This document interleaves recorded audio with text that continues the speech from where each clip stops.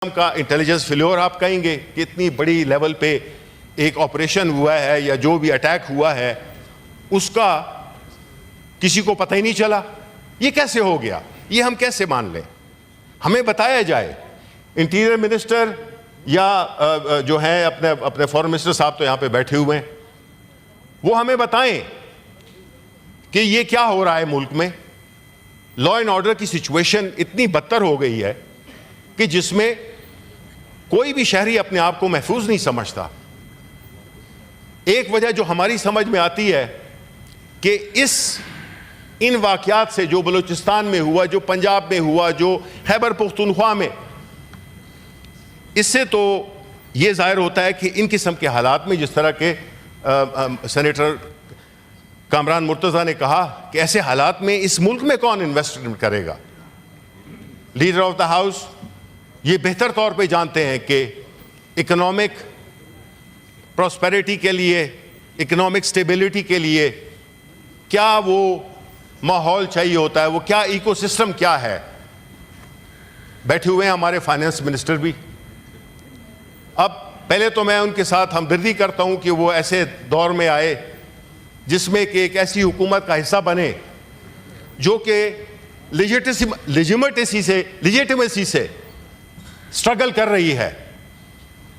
جس طریقے سے یہ حکومت بنائی گئی ہے ان میں لیجیٹمیسی نہیں ہے, اور یہ اللہ کا قانون ہے کہ ہر چیز کے لیے ایک طریقہ کار رکھا ہوا ہے.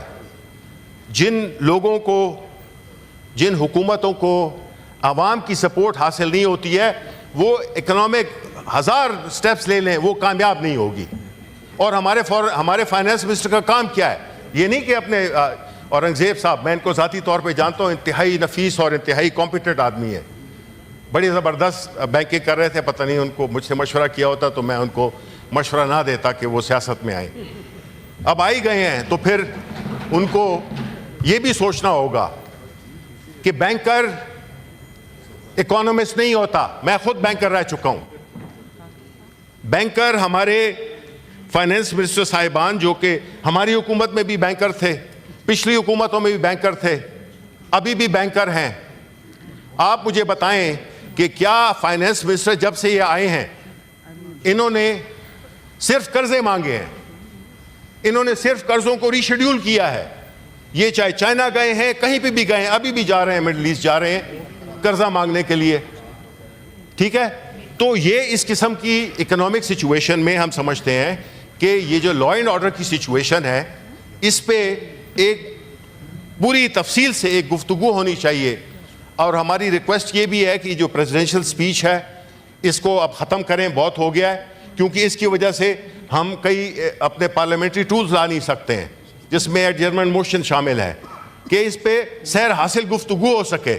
ادھر سارے بیٹھے ہوئے ہیں پاکستانی ہیں, ہم کسی کو کوئی نہ اس قابل ہیں اور نہ ہم اپنے آپ کو مجاز سمجھتے ہیں کہ ہم کہیں یہ غدار ہے اور یہ پاکستانی ہے.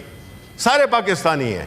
ہم چاہیں گے کہ اس ہاؤس میں پوری بحث ہو کہ جو یہ لا اینڈ آرڈر کی سچویشن ہے اس کو کس طرح سے کنٹین کیا جائے, بیکاز اس کا ڈائریکٹ ریلیشن شپ ہے ہماری اکنامک ڈیفیکلٹیز میں.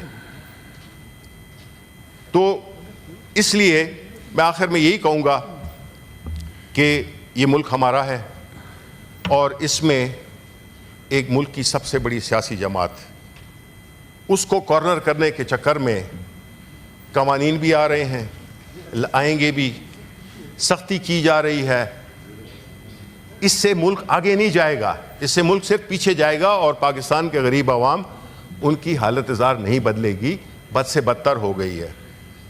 تو اس پہ میرے باقی کولیگز بھی, میں چاہوں گا کہ سب کو, چاہے وہ اپوزیشن سائیڈ ہو یا ٹریجری سائیڈ ہو, بلوچستان کے ایشو پہ ہمیں گفتگو کرنی ہے کیونکہ یہ ہمارے ملک کا ایک بہت ہی اہم حصہ ہے.